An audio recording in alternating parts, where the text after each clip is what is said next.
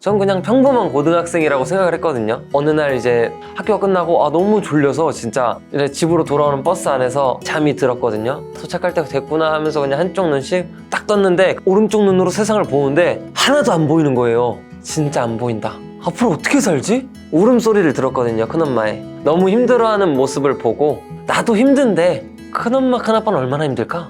이런 생각을 갑자기 딱 하게 된 것 같아요. 근데 이제 점자를 배우겠다고 마음을 먹고 딱 점자를 배우러 갔는데 처음엔 자음 모음부터 해야 된다는 거예요. 제가 좀 빠져들기 시작하면 거기에 그리고 몰입이 엄청 되는 스타일이거든요. 빨리 뭔가 달라진 걸 보여주고 싶다. 영어 점자까지 다 됐네? 하고 보니까 1년 동안 이게 걸린다고 했었는데 아직 계절이 하나가 안 넘어갔네? 그래서 암산해가지고 수학 풀고 수학 거의 다 맞기도 하고 건국대학교 경영학과에 진학을 하게 됐습니다. 어떤 진짜 유명한 편집장이 있었어요. 그 사람이 40대에 눈꺼풀만 깜빡할 수 있는 장애인이 된 거예요. 근데 그 사람은 그렇게 말했어요. 내가 눈꺼풀을 깜빡할 수 있음에 감사하다. 그 눈꺼풀을 깜빡함으로써 20만 번의 깜빡임을 통해서 자신의 책을 또 쓴 거예요. 자연을 볼 수 없지만 자연을 냄새 맡을 수 있고 자연을 뭔가 촉감으로 느낄 수 있고 귀로 자연을 들을 수도 있고 그런 것들 속에서 정말 감사함을 느꼈거든요. 불행 근처에는 반드시 행복도 있어요. 반드시 행복도 있는데 우리가 못 보거든요. 그래서 불행도 온전히 느끼고 내가 행복할 수 있는 방법이 있다라는 거를 잊지 않았으면 좋겠어요. 내가 가지고 있는 것이 무엇인지를 생각해보면 좋을 것 같아요. 그래도 내일은 다를걸? 약간 내일 모레는 다르지 않을까? 행복은 이런 거구나. 행복은 멀리 있는 게 아니고 정말 평범함 속에 내 주변에 있었던 거구나.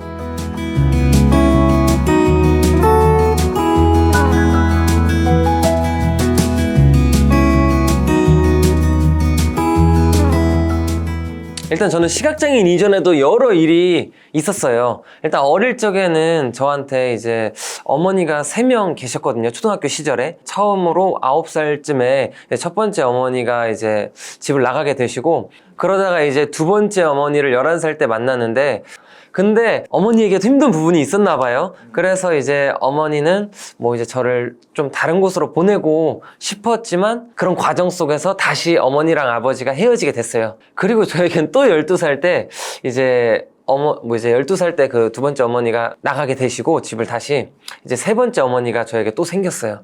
이제 그때는 조금 저에게는 두려움이 있었어요. 정말 외로워서 어머니가 있으면 좋겠다고 생각을 했지만 이제 세 번째 어머니에게는 다른 자녀들이 있었거든요. 뭔가 차별이 있었어요. 세 번째 어머니한테 자녀가 있었는데 이제 예를 들어 옷을 입어야 돼요, 제가. 그래서 제가 제 옷을 입고 싶어서 예쁜 옷이다 하고 이제 딱 꺼내려고 하면은 세 번째 어머니가 그 옷은 입지 말고 이거 다른 거 입어라. 이 옷은 이제 세 번째 어머니의 아들에게 또 돌아가고 전 그런 뭔가 상황 속에서 어떻게 보면 표현을 잘 못하는 또 아이가 돼가고 있었어요. 이제 눈치를 보게 되고 그 속에서 근데 계속해서 저는 조금 마음속에서는 늘 행복을 꿈꿨던 것 같아요. 이 상황 속에서 어떻게 하면 도대체 내가 행복을 향해 나아갈 수 있을까를 고민하던 그 상황 속에서 이제 13살 때 아버지가 갑작스러운 교통사고로 돌아가시게 됐어요. 당연히 세 번째 어머니는 집을 나가게 되셨고 저는 혼자가 됐죠, 세상 속에. 나 이제 앞으로 어떻게 살아야 되지? 약간 이런 상황, 그런 생각 속에서 제 인생의 구원자 같은 사람이 나타났어요. 그게 바로 큰엄마, 큰아빠거든요. 어떻게 보면 새로운 가족, 진짜 진정한 가족이 뭔가를 알게 된 시기였던 것 같아요. 그때 저는 처음으로 이게 가족이구나를 깨달았던 것 같아요. 낯설게 느껴지는 거예요. 이렇게 밥 먹어도 되나? 이렇게 가족이랑 저녁 시간 되면 딱 서로 어떻게 지내는지 이야기도 하고 그 평범함이 저에겐 너무나 크게 다가왔고 평범한 게 진짜 소중한 거구나 라는 것도 깨달았고 저는 사실 제가 공부를 너무 못하는 사람인 줄 알았거든요. 늘 공부를 왜 이렇게 못하냐 하면서 그 세 번째 어머니 아들하고도 막 차별을 많이 당했고 진짜 나도 공부 잘하고 싶은데 내가 뭐 못해서 못하는 건가 막 이런 생각도 들고 했는데 그런 평범함 가정 속에서 사랑도 받고 하다 보니까 제가 원래 반에서 막 20, 30등 했어요. 반 40명도 안 되는데 근데 제가 서울에서 1등 이란 경험도 해보고 나 진짜 할 수 있는 사람이구나 그런 거를 느끼면서 그래 행복은 이런 거구나. 행복은 멀리 있는 게 아니고 정말 평범함 속에 어떻게 보면 내 주변에 있었던 거구나 깨닫고 나 이렇게 그런 평범한 가정 속에서 가족 속에서 나도 열심히 살아서 큰엄마 큰아빠를 행복하게 해줘야겠다. 그리고 내 행복도 이렇게 찾아나가면 되겠지? 라고 하면서 저는 13살 때부터 쭉 진짜 이제 평범함이 뭔지를 아는 사람이 되고 외로움이란 거를 잊게 되는 그런 사람이 됐어요. 큰엄마 큰아빠 만나기 전에는 일단 어렸고 솔직히 잘 몰랐던 것 같아요. 그냥 계속 저는 좀 저의 성향이 그런지 모르겠는데 좀 계속 희망을 품는, 그래도 내일은 다를걸? 약간 내일 모레는 다르지 않을까? 그래, 엄마도 이렇게 하면은 내가 조금 더 잘하면, 내가 조금 더 뭔가를 열심히 하면 나한테 부족한 부분이 있었을 거야. 혼자 좀 그런 식으로 답을 찾으려고 어떻게 보면 했었던 것 같고, 그게 저의 좀 버팀목이었던 것 같기도 해요. 친구들을 계속 만났던 것 같아요. 사실 집에 사람이 없으니까 계속 밖에서 친구들이랑 뛰어놀고 그냥 뭔가 웃음을 계속 유지하고 싶었던 것 같아요. 그래서 이제 누군가 사실 집에 뭐 새로운 어머니가 오고 새로운 가족이 생기게 되면 제 나름대로는 그냥 최선을 다하자.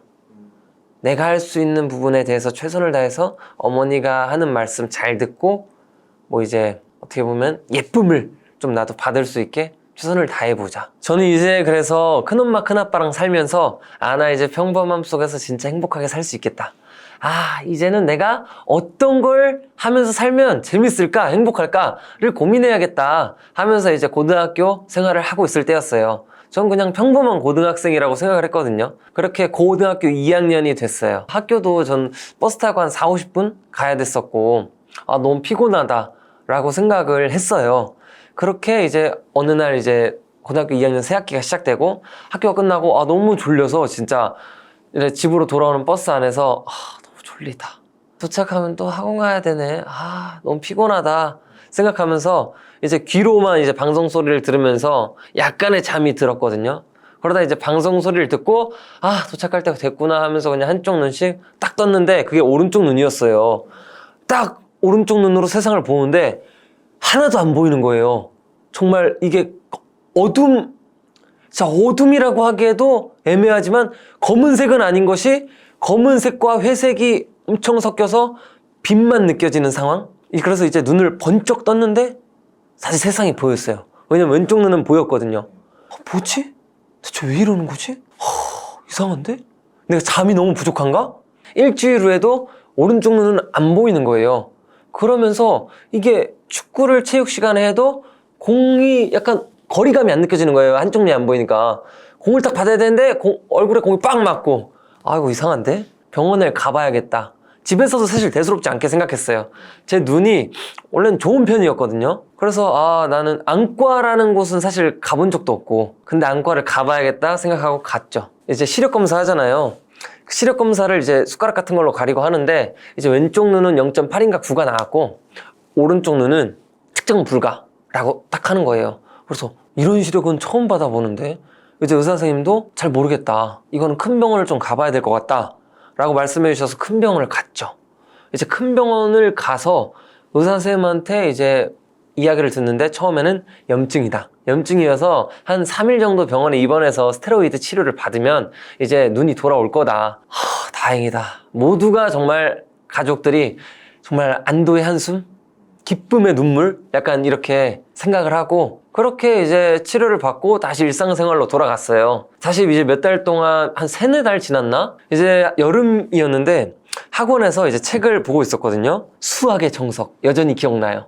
수학의 정석을 보고 있는데 딱 책이 뭔가 글자들이 되게 진하게 안 보이는 거예요. 되게 이렇게 뭔가 갈라지듯이 보이고 희미하게 보이고 왜 이러지? 갑자기 근데 마음속에 희한한 불안감이 생겨서 안경집에 갔어요. 안경집을 가서 이거 안경 도수를 맞추는데 왼쪽 눈도 지금 안경 도수를 맞춰도 0.2 정도밖에 안 나온다. 원래는 거의 뭐 0.8에서 1.0 나와야 된다 라고 하는데 오른쪽은 뭐 여전히 측정 불가고 돌아오지 않았고 다시 큰 병원을 가보라는 거예요. 안경집에서도 가서 의사쌤한테 말씀을 드리니까 다른 의사쌤한테 저를 넘기더라고요. 그래서 또 그 의사쌤한테 지금까지의 상황을 말씀드리니까 제가 생각하는 아무래도 희귀병인 것 같다. 피를 뽑아보자 말씀하시고 일주일 후에 이제 피 검사 결과가 나와서 의사 선생님한테 이제 갔더니 갑자기 한숨을 쉬는 거예요. 그러면서 이런 말을 어떻게 해야 될지 참 잘 모르겠다 라고 하는데 딱 그 말을 듣고 뭔가 굉장히 불길했어요. 뭐지? 이 드라마에서만 나올 것 같은 대사는? 앞으로 지금 오른쪽 눈 안 보이시죠? 이제 앞으로 한 2달에서 3달 후면은 왼쪽 눈도 똑같이 안 보이게 될 거다. 그러면 이제 세상이 지금처럼 보이지 않을 거다. 자기가 생각하는 희귀병이 맞다 하면서 레버시 신경병증이란 희귀병을 저희한테 진단을 해주시고 이제 사실 믿을 수가 없었죠. 그때는 난 여전히 의사 선생님 얼굴도 보이고 옆에 있는 큰엄마 얼굴도 보이고 하는데 이게 무슨 말이지? 딱 생각하고 진짜 딱 2달에서 3달 후에 저는 지금의 시력으로 이제 됐고, 사실 누가 누군지 알 수 없고 이제 한 15cm 정도 앞에 사람이 있다 없다 근데 누군지 모르겠다의 시력이 되었어요. 그리고 이제 그때 고등학교를 자퇴했죠. 고등학교 2학년 그게 11월이었어요. 일단 점자라는 것이 정말 처음엔 배우기가 싫었어요. 웃긴 게 시각장애인이 되기 전에도 제가 호기심이 참 많은 아이였거든요. 점자를 볼 때마다 이거 나중에 한 번쯤 배워보고 싶다 라는 생각을 했었는데 시각장애인이 되고 진짜 배워야 한다고 생각하니까 너무 배우기가 싫은 거예요. 왜냐면 제가 본 장애인은 TV가 전부였고 그 속에서 장애인은 늘 불쌍하게 나왔거든요. 그래서 난 이제 불쌍한 사람이 되었구나 라는 생각 때문에 처음엔 배우기 싫었어요. 저도 편견이 정말 심한 사람이었죠. 왜냐면 내가 겪어보지 않았으니까. 근데 이제 점자를 배우겠다고 마음을 먹고 딱 점자를 배우러 갔는데 처음엔 자음 모음부터 해야 된다는 거예요. 나 고3이고 이제 정말 친구들은 고3이어서 수능 공부하고 대학 갈 공부들을 하고 있는데 난 다시 한글 자음 모음부터 하는 거야? 라는 생각 때문에 막 투덜거리고 싫었는데 제가 좀 호기심이 많다 했잖아요. 호기심이 많아서 그런지 딱 처음에 퍼즐 같거든요. 점자가 배우기 시작하면 이 6개의 점 안에서 모든 것들을 글자를 만들어내고 이제 합쳐가는 그 과정 속에서 새로운 글자가 생겨나고 신기하다. 제가 좀 빠져들기 시작하면 거기에 그리고 몰입이 엄청 되는 스타일이거든요. 이건 이렇게 되는구나. 이거 이렇게 되네? 좋아. 처음에는 일주일에 노래 한 곡을 써오는 게 숙제였는데 그냥 하루에 한 곡 쓰자 하고 그냥 그것만 했어요. 그리고 2주일 동안 이제 제가 14곡, 15곡을 써서 갔고 그 2주 만에 저는 일단 한글 쓰는 거를 다 이제 외웠어요. 연습, 마스터했죠. 선생님도 놀랐어요. 그래 쓰기는 원래 금방 그래도 되는 편이야. 너무 빨리 하는 편 맞다. 이제 읽기가 힘들 거야. 근데 저는 또 이제 갑자기 자만심이 들었죠. 빨리 할 수 있을 것 같은데? 해가지고 이제 읽기를 딱 하는데 하나도 안 읽히는 거예요. 이거 다 그냥 이거 볼록볼록하게 만들어 놓고 이거 뭐 장난치는 거 아니야? 라는 생각도 들고 진짜 열받네. 하루 종일 읽는데 한 글자도 안 읽히니까. 그래서 이제 이불 속에 막 들어가서 이제 불도 끄고 진짜 그냥 말 그대로 진짜 이것만 계속 읽었어요. 밥 먹는 시간 진짜 빼고 진짜 이것만 일어나서 이것만 착착착착 계속 하다가 모르겠어요. 제가 될 때까지 한다 이거 있거든요. 약간 잠도 안 자요. 뭔가 안 되면 될 것 같은데 하면은 그 될 것 같은 데가 일주일 동안 유지돼도 그것만 해요. 그래서 어느 순간에 딱 한 글자가 읽혔어요. 제 손에 읽혔다. 그리고 거기 한글이랑 이제 점자 같이 써 있어서 큰엄마한테 막 달려가서 물어봤죠. 이거 이 글자 맞냐 혹시? 맞다고. 와 이제 소리를 질렀죠. 그게 이제 딱 한 달이 걸렸고 이제 그때부터 한글 했으니까 한 글자를 계속 읽어보자 해서 문제집 한 권을 진짜 그냥 점자 읽은 지 얼마 안 돼서 느린데 며칠 안 돼서 다 읽었던 것 같아요. 그렇게 싫어했던 책을 이제 막 계속 읽고 그러면서 영어도 이제 나 공부해야겠다. 그래서 이제 영어 단어집도 해야겠다. 그래서 영어도 약자가 엄청 많아요. 그래서 그것들을 하나하나 외우고 읽고 하나 외우고 읽고 외우고 읽고 해가지고 뭐 mother은 이렇게 몇 점에 몇 점, 이제 father은 몇 점에 몇 점 이렇게 외우면서 딱 뭐 지나고 보니까 이게 잘난 척이 될 수도 있지만 영어 점자까지 다 됐네? 하고 보니까 1년 동안 이게 걸린다고 했었는데 아직 계절이 하나가 안 넘어갔네? 해가지고 이제 점자는 계속해서 속도 연습을 하고 책을 계속 읽어가면서 이제 다른 스포츠 활동도 하고 제가 하고 싶은 것들 하면서 난 어떤 사람이지? 라는 생각을 했던 시기였던 것 같아요. 19살은 저에게. 전 좀 전략적인 사람이라고 스스로 생각하는데 집중이 깨지잖아요. 만약에 일단 계속해요. 일단 쓰는 것 자체는 저는 집중이 안 깨졌고 노래라는 그 소재를 활용했으니까 그냥 단순 공부에다가 다른 내가 좋아하는 것을 접목하자. 그러니까 첫 번째 전략이었고 일단 읽다가 머리가 막 터질 것 같고 할 때는 잠깐 나가요. 그래서 길 외우는 걸 연습했어요. 나가서 그럼 저 밑에 계단 밑에다가 좀 데려다 달라 해가지고 턱이 있어요. 밑에 턱 같은 거 있잖아요. 계단 있고 여기를 막 그냥 발로 차요 혼자. 그러면 다른 거에 다시 몰입이 되잖아요. 뭔가 그러면 저한테는 또 새로운 느낌인 거예요. 호기심이. 과연 눈을 감고 여기를 어떻게 하면 걸을 수 있을까? 그럼 또 저는 새로운 카테고리에 빠지기 시작하는 거예요. 그럼 점자에 의한 스트레스가 좀 사라져요. 그리고 나서 여기에 스트레스를 받으면 다시 집으로 들어가요. 잠깐 큰엄마한테 제가 좀 말이 많은 편이라 큰엄마한테 가서 막 떠들어요. 나 어디까지 했다. 나 이거 할 거다. 혼자 막 말을 막 많이 해요. 내 목표는 여기다. 꼭대기. 이렇게 큰엄마한테 이렇게 말해놓으면 부끄러워서라도 하게 돼요. 나 여기까지 할 거예요, 큰엄마. 그러니까 여기까지 했는지 봐봐요. 하고 혼자 또 가서 해요. 여기까지 말했으니까, 최소 100까지 말했으니까, 야, 80까지는 하자. 그러면서 또 계속 하고. 네, 그리고 약간 이런 거 있어요. 좀 자랑하는 거를 좋아해가지고, 그 선생님이 저한테 예를 들어 일주일에 한 곡을 써보라 했어요, 노래를. 그럼 나 7곡 써가야지. 그럼 그 선생님 반응 어떨까? 약간 이런 거 궁금하고, 그 반응을 봐야만 직성이 풀려요. 그리고 큰엄마한테도, 큰엄마, 점자가 진짜 어렵대요. 이거 점자 배우는 거 못해도 6개월에서 1년은 걸린다는데요? 이렇게 말은 했는데 만약에 내가 한 달, 2달 안에 이걸 큰엄마 저 점자 다 했어요 하면 큰엄마가 얼마나 깜짝 놀랄까? 큰엄마가 슬퍼했는데 이걸 보고 감정의 변화가 어떻게 일어날까? 그걸 혼자 생각하면서 약간 막 신나는 거예요. 아, 빨리 놀래켜주고 싶은데, 아, 빨리 한 달 지났으면 좋겠다. 아, 제가 좀 변화하는 거에 대한 그런 어떻게 보면 강박처럼 되게 있어요. 빨리 뭔가 달라진 걸 보여주고 싶다. 그리고 그 달라진 걸 봤을 때 나의 막 신남, 흥분됨. 그러면은 진짜 그게 되고 나니까 책 원고도 처음에 편집자님이 근데 3개월을 잡지만 3개월 안에 주는 사람이 없어요. 이런 말 하시더라고요. 없으면 난 있는 사람이 돼야지. 약간 전 청개구리 왜냐면 있으면 좋은 거 아닌가? 그럼 과연 다 이걸 갖다 드렸을 때 반응이 어떨까? 그리고 나는 지키는 사람이 되고 싶다. 말을 해가지고 원고도 3개월 안에 다 드렸어요. 네, 될 때까지. 제가 꽂히는 거에 엄청 진짜 심각하게 꽂혀요. 힘들어도 자 이것까지만 하면서 그렇게 1년 지나요. 아니요. 안타깝게도 제일 기피했던 과목이 일단 영어였고요. 근데 일단 다시 또 목표를 잡았잖아요. 이제 저 맹학교 20살 때 고1로 다시 입학해서 내가 대학에 다시 간다 라는 목표를 딱 잡았으니까 그러려면 이제 영어를 해야 되고 이제 영어를 열심히 했는데 아무래도 조금 저도 중도의 영어를 해가지고 영어는 진짜 빠르게 읽는 게 쉽지는 않더라고요. 왜냐면 수능을 보려면 제한 시간 내에 영어를 다 읽어내야 되는데 그게 생각보다 쉽지가 않더라고요. 그리고 제가 가고 싶은 이제 막 대학들은 거의 다 맞아야 되고 막 이러니까 어떡하지? 그래서 또 그때 이제 전략을 수정했어요.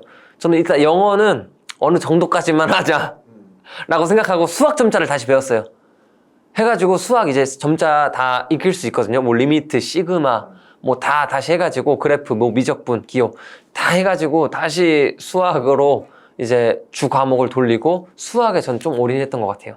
그래서 수학 이제 머릿속으로 암산하고 그때는 이제 필산을 못 하거든요. 요즘에는 요즘엔 세상이 좋아져서 이제 시각장애인들도 필산할 수 있게 이제 시스템을 마련했다고 하는데 저 때까지는 그게 안 됐어서 이제 암산으로 계속 그래프, 미적분 그래프, 뭐 3차 함수 꼬이고 막 그래프 그리고 만나는 점 뭐 계속 막 하고 그래서 암산해가지고 수학 풀고 그래가지고 맞아요. 수학 거의 다 맞기도 하고 맞아요. 그때도 그래서 저 수학 고3 때인가 고2 말 때 시작했거든요. 그냥 안 되겠다. 제 수학을 원래 보일 땐 못했어요. 보는 순간 도형 나오고 머리 아파서. 근데 내가 될 때까지 한다 또 해가지고 5등급부터 제가 늘리기 시작했어요. 그래서 4, 3, 2, 1 왜냐면 1을 보기 전까지는 난 직성이 안 풀린다. 1을 볼 때까지 했어요. 이것도 지금요? 저는 이제 건국대학교 경영학과에 진학을 하게 됐습니다. 일단 몇 단계가 있었거든요. 일단 시각장애라는 판정을 딱 받고 실제로는 이제 안 믿었죠. 아, 말도 안 돼. 눈이 안 보여봤자 사실 얼마나 안 보이겠어 라는 생각. 그리고 나는 내가 막을 거야. 믿지 않는다. 이제 당근도 막 먹고 블루베리 막 홍삼 막 몸에 좋다는 걸 다 먹었어요. 근데 딱 눈이 앞이 안 보이게 되니까 진짜 아무것도 이제 못하게 되니까, 그 당시에는 핸드폰, 컴퓨터, 뭐 학교도 못 가고 아무것도 못하게 되니까 망연자실. 진짜 안 보인다. 앞으로 어떻게 살지? 내 인생 망한 건가? 나 다 잃었다. 처음에 이렇게 생각했어요. 나한테 더 잃을 게 있었을까? 생각했었는데 잃을 게 있었구나 라고까지 생각이 들면서, 앞으로 어떻게 살아야 돼 도대체?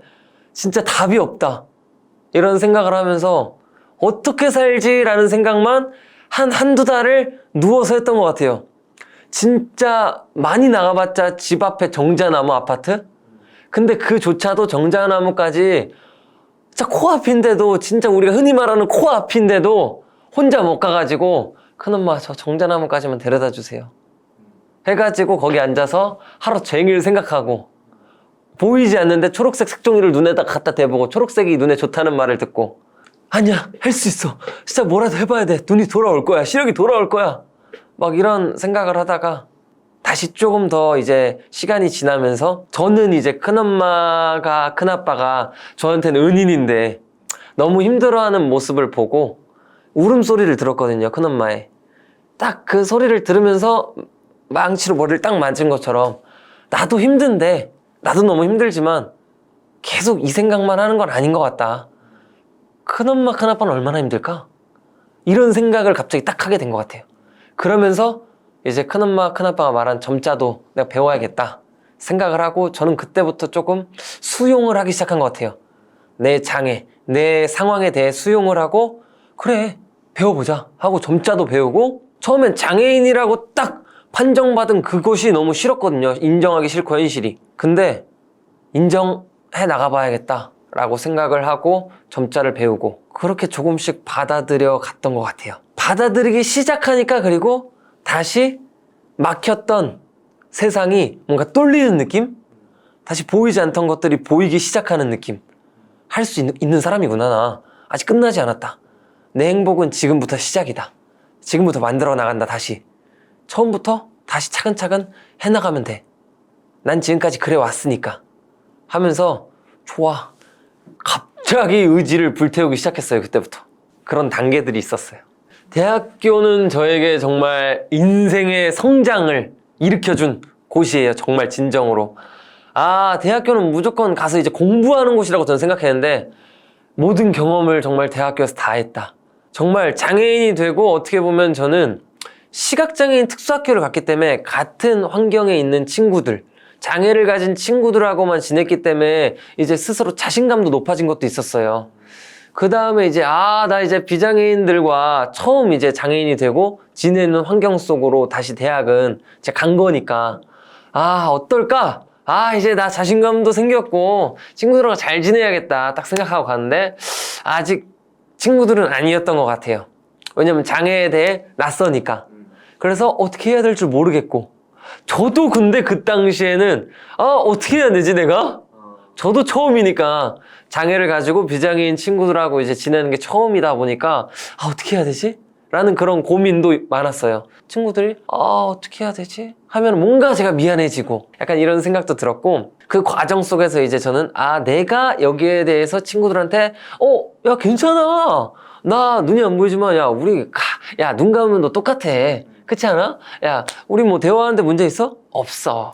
야 나는 너가 이렇게 예를 들어 나 어디 갈 때 안내해주면 되거든. 그리고 뭐 이런 부분에서 너가 나한테 설명해주면 좋고, 너도 나한테 힘들면 이야기해라, 내가 또 들어주는 건 기가 막힌다 또 하면서 이렇게 관계를 맺어가는 방법에 대해서 배웠어요. 공부를 하러 간 것도 있었는데 공부를 할 수가 없는 환경인 거예요. 처음에 이제 선생님들이 저한테 특수교육학과나 사회복지학과를 가라고 했는데, 저는 왜 장애인이기 때문에 그 두 학과를 가는 건 싫다, 내가 원해서가 아니라면. 그래서 경영학과를 굳이 갔거든요.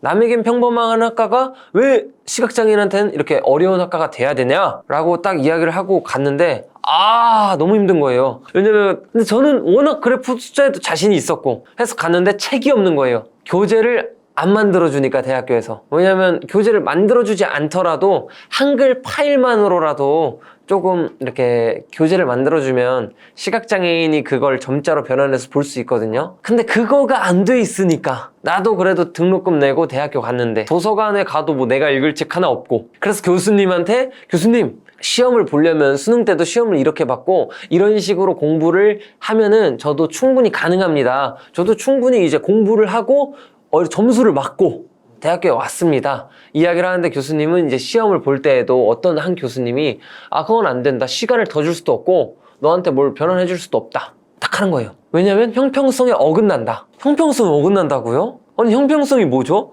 저는 혼자 눈 감고 점자로 손가락으로 귀로 듣고만 푸는데 남들처럼 뭐 어디를 막 빠르게 볼 수도 없고 왔다 갔다 하는 것도 아니고 전 저만의 방법으로 풀어야 되는데 거기에 대해서 형평성이라고 하면 잘 이해가 안 된다. 저는 어쩔 수 없이 이제 소리로만 듣고 귀로 이제 다른 친구들하고 똑같이 듣고 풀었죠.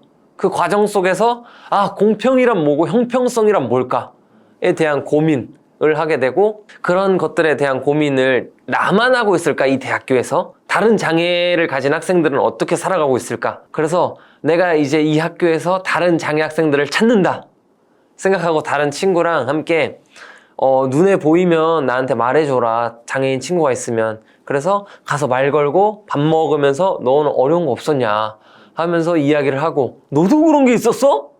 라는 이야기를 이제 통하니까, 그러면은 이 학생들을 모아서 동아리를 만들자. 그리고 장애 학생으로서 이 학교에서 똑같이 공부를 하고 뭔가 학교 안에서 이동을 하고 축제를 즐기려면 어떻게 해야지? 서로 이야기하고 그런 것들을 학교에다 건의했어요.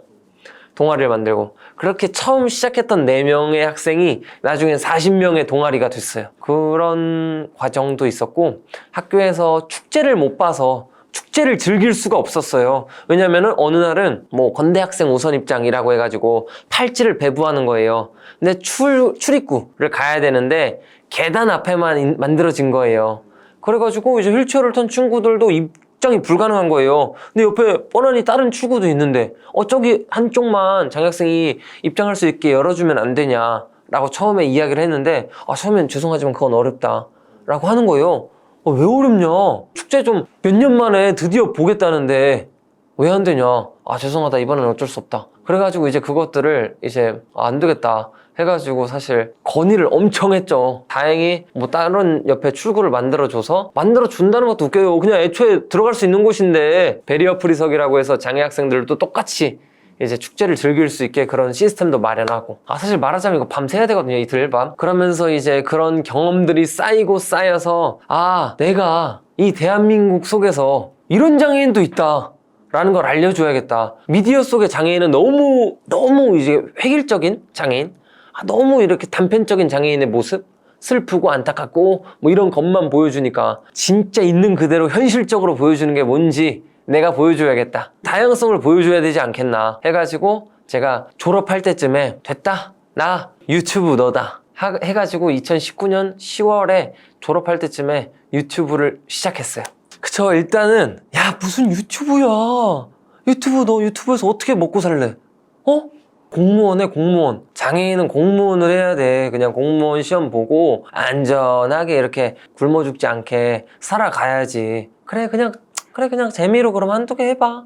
약간 이런 느낌? 그리고 몇몇은 이제 그래 너 할 수 있을 거야 있었어요. 이제 저는 근데 그 몇몇의 이야기를 들었죠. 뭐 처음엔 어떻게 하는 건지도 모르니까 이거 뭐 마이크 다 나가고 오디오 소리가 안 들리고 이거 야 어디 보라고? 서로 이제 호흡을 맞추는데 막 제 눈을 이렇게 조금씩 움직여가면서 했거든요. 옆에서 좀만 왼쪽 봐, 왼쪽, 좀만 오른쪽, 좀만 위 이렇게 맞춰가면서, 그러면서 사실 노하우도 계속해서 터득해 나간 거고, 사실 남들보다 당연히 조금 더 신경 써야 되는 부분, 노력이 많이 들어가는 부분은 있을 수밖에 없는 것 같아요. 저는 계속해서 방법을 찾아 나가고, 그래도 재밌지 않냐? 너가 알아서 나 좀 찍어봐. 나 다른 데 보고 있어도 어떻게 그게 난데. 그냥 그런 마인드로 하다 보니까 저 1년 동안 저는 번 돈도 없고 그 유튜브를 하면서 마이너스 계속. 이게 맞나? 진짜 하고 싶은 것만 이렇게 계속 하는 게 맞나? 라는 생각도 들었지만 그래도 계속 하길 전 잘했다고 생각해요. 1년이란 시간 동안 막 이렇게 수익은 아예 없고 이제 같이 하는 친구도 좀 힘들어 보이고 어쩌지? 라는 고민 속에서 이제 딱 1년 1개월째가 됐을 때 어떤 영상을 하나 딱 올렸어요. 하는데 그 영상을 사람들이 많이 보기 시작하면서 그동안 올려놨던 모든 영상들이 다 이제 올라가고 사람들이 많이 보는 거예요. 그래서 댓글로도 막 반응해 주시고 나의 그런 장애를 생각했던 나의 편견이 깨졌다. 정혜인이 크게 나랑 다르지 않은 존재구나. 너무 재밌다, 웃기다.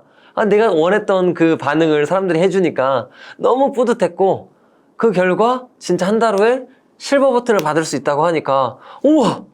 나도 그 유튜브에서 준다는 실버 버튼 받는 거야? 중간에 시행착오는 많았지만 실버 버튼을 받는 과정에서 3번째 만에 점자로 된 실버 버튼을 받게 된 거죠. 진짜 유튜브 다 찾아보고 하니까 이름은 점자로 준 사람이 있어도 이렇게 문구까지 그리고 점자 편지까지 실버 버튼 안에 딱 준 사람은 처음이더라고요, 제가. 그래서 와, 이것도 너무 의미 있고 이게 다 어떻게 보면 나를 봐주는 사람들이 같이 말해줘서 된 일이구나 라는 생각 때문에 너무 좋았고 제가 이렇게 그냥 계속 해나가고 웃으면서 하니까 어떤 이제 부부가 저한테 연락을 했었는데 이제 신혼부부인데 아기를 낳았거든요. 아기가 시각장애인인 거예요.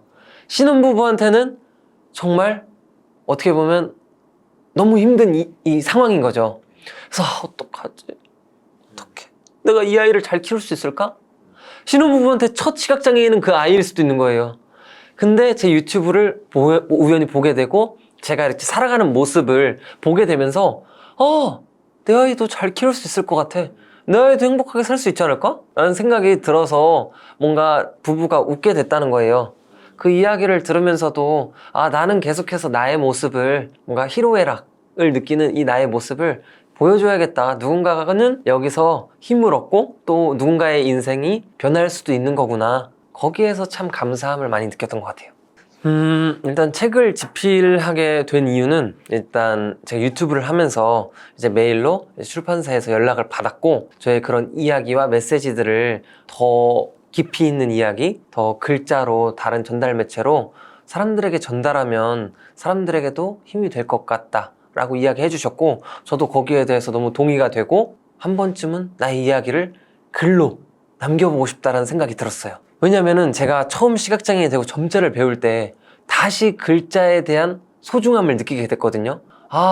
나의 생각을 글자로 쓸 수 있다는 건 정말 큰 행복이고 축복이구나. 이거를 내가 새로 배운 글자를 가지고 나의 이야기를 책으로 쓸 수 있으면 얼마나 좋을까를 19살 때 처음 생각했어요.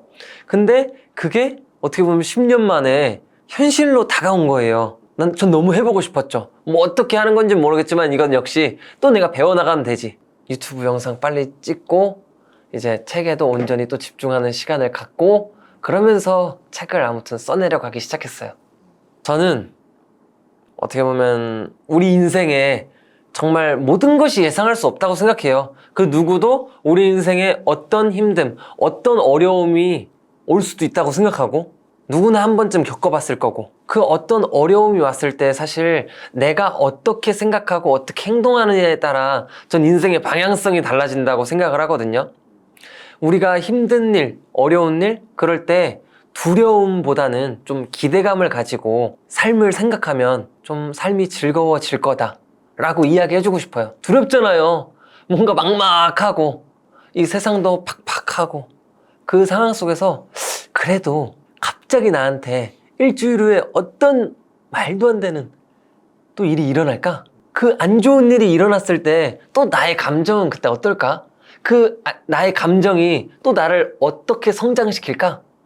나는 그걸 어떻게 소화시킬까? 나의 또 성장 일기가 어떻게 또 시작될까? 뭐 그런 약간 기대감을 가지고 이 삶을 예상할 수 없는 순간을 좀 맞이하면 우리 인생은 참 이 작은 거에서 엄청 큰 변화를 맞이한다라고 생각하고 전 그거를 겪었기 때문에 그걸 한번 여러분들과 같이 느껴보고 겪어보고 싶다. 그래서 여러분들도 진짜 두렵지만 한 번쯤은 약간 생각의 전환을 일으켜 보면 어떨까라는 생각이 듭니다. 저도 좀 마음이 단단해지고 이런 수용 과정을 많이 겪으면서 옛날에 나는 참 외로웠겠다. 너 안에 자신감도 있는데 그 외로움 때문에 그 날개를 참 펼치지 못했구나. 그 속 안에 너무 갇혀있지 마. 라고 이야기해주고 싶었었어요. 우리 인생에서 누구나 외로운데 그 문 한번 탁탁 두들겨주고 열어주면은 나오고 싶어 하는 사람도 참 많거든요. 그 어린 저가 그랬다고 생각을 해요. 근데 그 문을 아무도 한번 열어주지 않아서 못 나왔던 거예요. 그래서 야, 내가 열어줄게. 막 눈치 보고 뭔가 남과 다른 것들에 대해서 제가 힘들어하기도 하고 두려워하기도 하고 그런 것들에 대해서 야, 두려워하지 마. 너 그거 잘못된 거 아니다.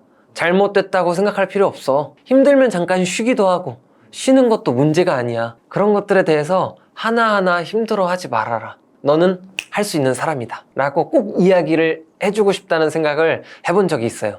참 우리 인생에서 불행이라는 녀석이 오지 않았으면 좋겠지만 늘 사실 우리 인생에서 자꾸 찾아오고 그래서 처음 찾아올 때보다 두 번 찾아오면 더 힘들고 정말 쓰러질 것 같고 저는 때로는 받아들이고 온전히 정말 힘들잖아요. 힘들면 힘든 대로 힘든 감정을 표출해보기도 하고 소리도 질러보고 막 진짜 욕이 필요하면 욕도 해보시고 다만 그 상황 속에서 이거 한 가지만 조금 생각을 하면 좋을 것 같아요. 불행 근처에는 반드시 행복도 있어요. 반드시 행복도 있는데 우리가 못 보거든요. 우리가 사실 보면서 살지만 못 보는 것들이 굉장히 많아요. 다 느끼고 있다고 생각하지만 우리가 못 느끼는 것도 굉장히 많아요. 그 못 느끼는 것 중에 하나가 불행 근처에 있는 행복. 그래서 불행도 온전히 느끼고 내가 행복할 수 있는 방법이 있다라는 거를 잊지 않았으면 좋겠어요. 저는 사실 세상을 볼 수 없게 됐지만 여전히 나한테 남아있는 감각 4개에 대해서 소중히 했고 자연을 볼 수 없지만 자연을 냄새 맡을 수 있고 자연을 뭔가 촉감으로 느낄 수 있고 귀로 자연을 들을 수도 있고 그런 것들 속에서 정말 감사함을 느꼈거든요. 내가 가지고 있는 것이 무엇인지를 생각해보면 좋을 것 같아요. 어떤 진짜 유명한 편집장이 있었어요. 그 사람이 40대에 장애인이 된 거예요. 눈꺼풀만 깜빡할 수 있는. 근데 그 사람은 그렇게 말했어요. 내가 눈꺼풀을 깜빡할 수 있음에 감사하다. 그 눈꺼풀을 깜빡함으로써 글자를 써가지고 20만 번의 깜빡임을 통해서 자신의 책을 또 쓴 거예요. 그러니까 내가 가지고 있는 것이 정말 무엇인지를 고민해보고 그거에 대해서 감사할 줄 아는 사람이 된다면 내가 불행했던 것도 온전히 느낄 수 있고 그 불행을 이길 수 있는 뭔가 행복이 있을 거다. 그래서 우리 주변에 있는 내가 못 보고 있다고 생각하는 건 뭘까? 나에게 주어진 감사함은 뭘까? 라고 생각해보면 우리의 인생 방향성이 달라질 수 있다고 저는 생각합니다.